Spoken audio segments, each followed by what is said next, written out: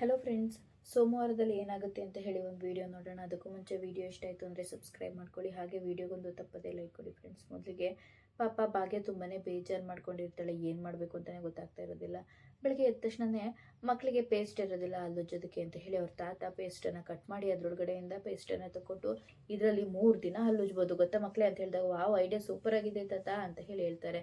ಇದನ್ನು world record ಮಾಡ್ಬೋದು, ತಗೊಳ್ಳಿ ಬಹುಮಾನ ಅಂತ ಹೇಳಿ ಸುಮ್ಮನೆ ಹಾಗೆ ಜೋಕ್ ಮಾಡ್ತಾ ಇರ್ತಾರೆ. ಅದಾದ್ಮೇಲೆ ಇಬ್ರು ಸ್ನಾನ ಮಾಡೋದಕ್ಕೆ ಅಂತ ಹೇಳಿ ಕಿತ್ತಾಡ್ತಾ ಇರ್ತಾರೆ.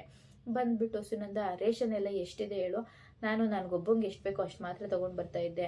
ಇವಾಗ ಏನೇನು ಬೇಕು ಎಷ್ಟು ಬೇಕು ಅಂತ ಹೇಳಿ ಲಿಸ್ಟ್ ಬರ್ಕೊಡು, ನಾನು ಅದನ್ನು ತೊಗೊಂಡು ಬರ್ತೀನಿ ಅಂತ ಹೇಳ್ತಾರೆ.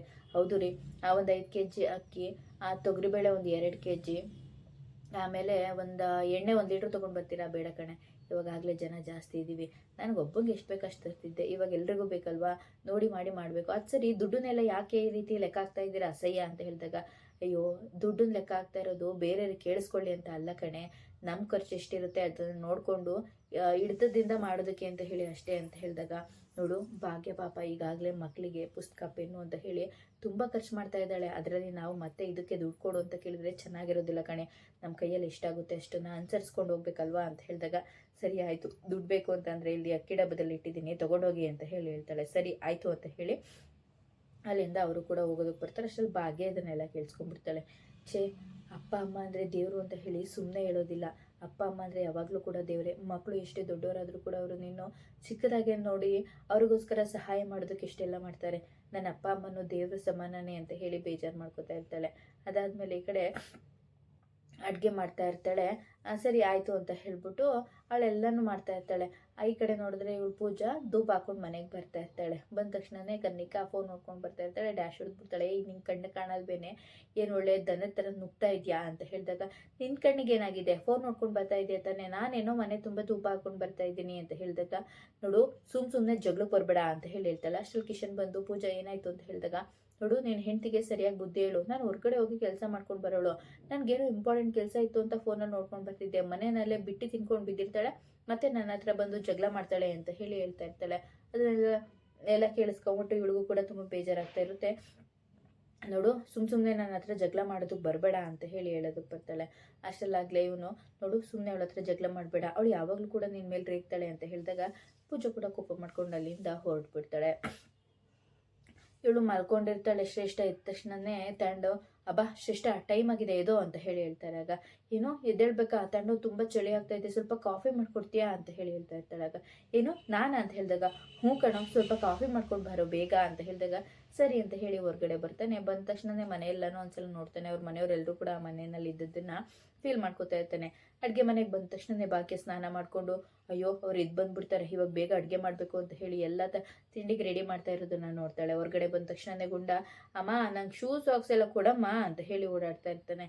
ಆಮೇಲೆ ಅವ್ರ ಅಮ್ಮ ನೋಡಿದ್ರೆ, ಮಂಡಿ ನೋವು ವಿಪರೀತ ಆಗ್ಬಿಟ್ಟಿದೆ, ಹೇಗಪ್ಪ ಇದನ್ನು ಸರಿ ಮಾಡ್ಕೊಳ್ಳೋದು, ಆಗ್ತಾ ಇಲ್ಲ 2 ದಿನದಿಂದ ಅಂತ ಓಡಾಡ್ತಾ ಇರ್ತಾಳೆ. ತನ್ವಿ, ಪಾಪ ನೋಡು ಪಾಪ ನಾನೇ ಡ್ರಾಯಿಂಗ್ ಮಾಡಿರೋದು, ಚೆನ್ನಾಗಿದೆಯಾ ಅಂತ ಹೇಳಿ ತೋರಿಸ್ತಾ ಇರ್ತಾಳೆ. ಹೌದು ಪುಟ್ಟ ಚೆನ್ನಾಗಿದೆ ಅಂತ ಹೇಳಿ ಹೇಳೋದಕ್ಕೆ ಹೋಗ್ತಾನೆ. ಅಷ್ಟರಲ್ಲಿ ನೋಡಿದ್ರೆ ಇವಳು ಬಂದು, ತಂಡ ಏನಾಯ್ತು, ಯಾಕೆ ಹೀಗೆ ನೋಡ್ಕೊಂಡು ನಿಂತಿದ್ಯಾ ಅಂತ ಹೇಳಿದಾಗ, ಏನಿಲ್ಲ ಶ್ರೇಷ್ಠ ಅಂತ ಹೇಳ್ತಾನೆ.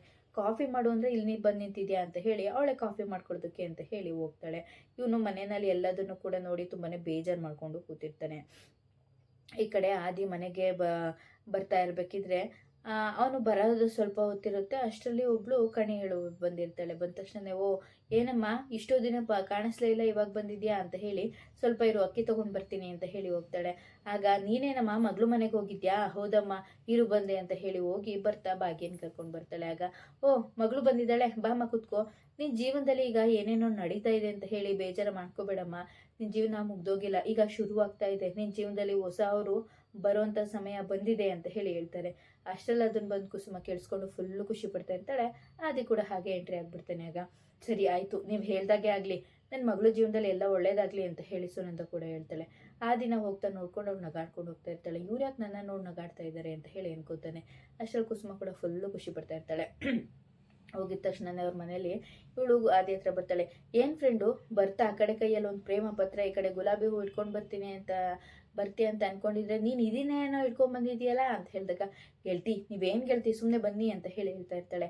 ಇಲ್ಲ ಇಲ್ಲ, ನಾನು ಹೇಳಿರೋದೇ ನಿಜ, ಭಾಗ್ಯಗೂ ಕೂಡ ನಿನ್ನ ಮೇಲೆ ಪ್ರೀತಿ ಇದೆ ಅಂತ ಹೇಳಿದಾಗ, ನೀವು ಹೇಳಿರೋ ಮಾತನ್ನ ಕೇಳ್ಕೊಂಡು ನಾನೇನಾದರೂ ಹೋಗ್ಬಿಟ್ರೆ ಇರೋ ಫ್ರೆಂಡ್ಶಿಪ್ಪು ಹಾಳಾಗ್ಬಿಡುತ್ತೆ, ನೀವು ಸುಮ್ಮನಿರಿ, ಹಾಗೆಲ್ಲ ಏನೂ ಇಲ್ಲ ಅಂತ ಹೇಳಿದಾಗ, ನೋಡ್ತಾ ಇರು, ಇವಾಗ ನಾವಿಬ್ಬರು ಆ ಕಡೆ ಅಡುಗೆ ಮನೆ ಹತ್ರ ಹೋಗೋಣ, ನೀನು ಬಂದಿರೋದನ್ನ ನೋಡ್ದೇನೆ ಅವಳು ಆದಿಯವರೇ ಬಂದ್ರಾ ಅಂತ ಕರೀತಾಳೆ ಅಂತ ಹೇಳಿದಾಗ, ಏನು ಅವ್ರಿಗೇನು ಬೆನ್ನಲ್ಲಿ ಕಣ್ಣಿದ್ಯಾ ಅಂತ ಹೇಳಿದಾಗ, ಬೆನ್ನಲ್ಲಿ ಕಣ್ಣಿದೆಯೋ ಇಲ್ವೋ ಗೊತ್ತಿಲ್ಲ, ನಾನು ಹೇಳಿದ್ ನಡೆದೇ ನಡೆಯುತ್ತೆ ಅಂತ ಹೇಳ್ತಾಳೆ. ಸರಿ ಆಯಿತು ನೋಡೋಣ ಬನ್ನಿ ಅಂತ ಹೇಳಿ ಅಡುಗೆ ಮನೆ ಹತ್ರ ಕರ್ಕೊಂಡು ಹೋಗ್ತಾರೆ. ಅವಳು ತಿಂಡಿ ಮಾಡ್ಕೊಂಡು ನಿಂತಿರ್ತಾಳೆ. ಅಷ್ಟಲ್ಲಾಗಲೇ ಈಗ ನಾವು 3 ಹೆಜ್ಜೆ ಇಡೋಣ. 3 ಹೆಜ್ಜೆ ಇಟ್ಟಾಗ ಭಾಗ್ಯ ಬಂದು ಆದಿಯವರೇ ಬಂದ್ರ ಅಂತ ಹೇಳ್ತಾಳೆ ಅಂತ ಹೇಳಿ ಒಂದೊಂದೇ ಹೆಜ್ಜೆ ಇಡ್ತಾ ಹೋಗ್ತಾ ಇರ್ತಾರೆ. 3ನೇ ಹೆಜ್ಜೆ ಇಡಬೇಕು ಅಷ್ಟರಲ್ಲಿ ನೋಡಿದ್ರೆ ಆದಿಯವರೇ ಬಂದ್ರಾ ಅಂತ ಹೇಳ್ತಾಳೆ. ಫುಲ್ಲು ಶಾಕ್ ಹೋಗ್ಬಿಡುತ್ತೆ. ಹೆಂಗೆ ನಾನು ಹೇಳಿದ್ದು ವರ್ಕೌಟ್ ಆಯ್ತಾ ಅಂತ ಹೇಳ್ತಾಳೆ. ಅದಾದಮೇಲೆ ಆದಿಯವರೇ ಇದೇನಿದು ಏನೇನು ತೊಗೊಂಡು ಬಂದಿದ್ದೀರಾ ಅಂತ ಹೇಳಿದಾಗ, ಇದು ರೀಲ್ಸ್ ಮಾಡೋಕ್ಕೆ ಅಂತ ಹೇಳ್ತಾರೆ. ಅಷ್ಟರಲ್ಲಿ ಗುಂಡಣ್ಣ ಮತ್ತು ತನ್ವಿ ಇಬ್ಬರು ಬಂದ್ಬಿಟ್ಟು ರೀಲ್ಸಾ ಕೊಡಿ ಇಲ್ಲಿ ಅಂಕಲ್ ಅಂತ ಹೇಳಿ ತೊಗೊಂಡು ಹೋಗ್ತಾಳೆ. ಆಹಾ ಉತ್ಸಾಹ ನೋಡು ಉತ್ಸಾಹ, ಇದೇ ಉತ್ಸಾಹ ಓದೋದ್ರಲ್ಲಿ ಇದ್ದಿದ್ರೆ 4 ಅಕ್ಷರನಾರು ಜಾಸ್ತಿ ಬಂದಿರೋದು ಅಂತ ಹೇಳ್ತಾರೆ. ಆಗ ಅಜ್ಜಿ ಇದು ನಿಮ್ಗೆ ಗೊತ್ತಾಗಲ್ಲ ಸುಮ್ಮನೆ ಇರೋ ಅಜ್ಜಿ ಅಂತ ಹೇಳಿ ಅವರು ಅದನ್ನೆಲ್ಲ ಫಿಟ್ ಮಾಡ್ತಾ ಇರ್ತಾರೆ. ಅದಾದಮೇಲೆ ಆದೇವ್ರೆ ನೋಡಿ ಸಾಂಬಾರು ಚೆನ್ನಾಗಿದೆಯಾ ಅಂತ ಹೇಳಿ ಕೊಡ್ತಾಳೆ. ಆಗ ನೋಡ್ದಾ ನಾವೆಷ್ಟು ಚೆನ್ನಾಗಿದ್ರು ಸಾಂಬಾರು ನೋಡೋದಕ್ಕೆ ನಮ್ಗೆ ಕೊಡಲಿಲ್ಲ, ನಿನಗೆ ಕೊಟ್ಲು, ಹೇಳಿಲ್ವಾ ನಿನ್ನ ಮೇಲೆ ಪ್ರೀತಿ ಇದೆ ಅಂತ ಹೇಳಿದಾಗ, ಸುಮ್ಮನೆ ಇರಿ ನೀವು ಅಂತ ಹೇಳ್ತಾರೆ. ತನ್ವಿ ಬನ್ನಿ ಅದನ್ನ ಹೋಗಿ ಫಿಟ್ ಮಾಡೋಣ ಅಂತ ಹೇಳಿ ಹೊರಗಡೆ ಕರ್ಕೊಂಡು ಹೋಗಿ ಫಿಟ್ ಮಾಡ್ತಾ ಇರ್ತಾರೆ. ಈ ಕಡೆ ನೋಡಿದ್ರೆ ಆದಿಯವರಪ್ಪ ಫೈಲ್ಸ್ ಚೆಕ್ ಮಾಡ್ತಾ ಇರ್ಬೇಕಿದ್ರೆ ಆದಿಗೆ ತುಂಬ ಮರುವಿನ ಕಾಯಿಲೆ ಬಂದಿದೆ ಅನ್ಸುತ್ತೆ, ರಾಯರ ಜೊತೆ ಸ್ವಲ್ಪ ಮಾತಾಡಬೇಕು, ಹೋದ ತಕ್ಷಣ ಫೋನ್ ಮಾಡೋ ಅಂತ ಅಂದರೆ ಫೋನೇ ಮಾಡಿಲ್ಲ ನೋಡು ಅಂತ ಹೇಳಿ ಫೋನ್ ಮಾಡ್ತಾರೆ. ಅಯ್ಯೋ ಅಪ್ಪ ಫೋನ್ ಮಾಡ್ತಾ ಇದ್ದಾರೆ, ಫೋನ್ ಮಾಡೋದಕ್ಕೆ ಹೇಳಿದ್ರು, ನಾನು ನೋಡು ಮರ್ತು ಮಾಡಲೇ ಇಲ್ಲ ಅಂತ ಹೇಳಿ ಅಪ್ಪ ಸಾರಿ ಅಂತ ಹೇಳ್ತಾನೆ. ಏಯ್ ನೀನು ಸಾರಿಯಲ್ಲಿ ಇರಲಿ, ರಾಯರಿಗೆ ಫೋನ್ ಕೊಡೋ ಅಂತ ಹೇಳ್ತಾನೆ. ತೊಗೊಂಡು ಬಂದು ಕೊಟ್ಟ ತಕ್ಷಣನೇ ಗುಣಣ್ಣ ತನ್ವಿ ಇಬ್ರು ಇಟ್ಕೊಂಡು ಬರೋತನ ಕುಡಿಲಿ ನಾನು ಮಾತಾಡಬೇಕು ಅಂತ ಹೇಳಿ ಸ್ಪೀಕರಿಗೆ ಹಾಕ್ತಾರೆ. ಹಾಕಿದ ತಕ್ಷಣನೇ ಬರೋತಾತ ಹೇಗಿದ್ದೀರಾ, ನಾವು ಸೂಪರ್ ಆಗಿದ್ದೀವಿ, ನೀವೇಗಿದ್ರೋ ಚೋಟ್ ಮೆಣಸಿನ್ಕಾಯಿ ಅಂತ ಹೇಳಿದಾಗ, ಚೆನ್ನಾಗಿದ್ದೀವಿ ತಾತ ಅಂತ ಹೇಳ್ತಾರೆ. ಆಮೇಲೆ ಅವ್ರ ಜೊತೆ ಎಲ್ಲ ಮಾತಾಡ್ತಾ ಇರ್ತಾರೆ. ಆಗ ಹೇಗಿದ್ದೀರಾ ಇದೆಲ್ಲ ಕೇಳಿ ತುಂಬಾನೇ ಬೇಜಾರಾಯಿತು. ಅದಕ್ಕೆ ನಿಮ್ಮನ್ನ ಮಾತಾಡ್ಸೋಕ್ಕೆ ಅಂತ ಫೋನ್ ಮಾಡಿದ್ವಿ, ಏನು ಮಾಡೋದಕ್ಕಾಗುತ್ತೆ, ನಾವು ಪಡ್ಕೊಂಬಂದಿರೋದಲ್ವಾ ಬೀಗ್ರೆ ಅಂತ ಹೇಳ್ತಾ ಇರ್ತಾರೆ.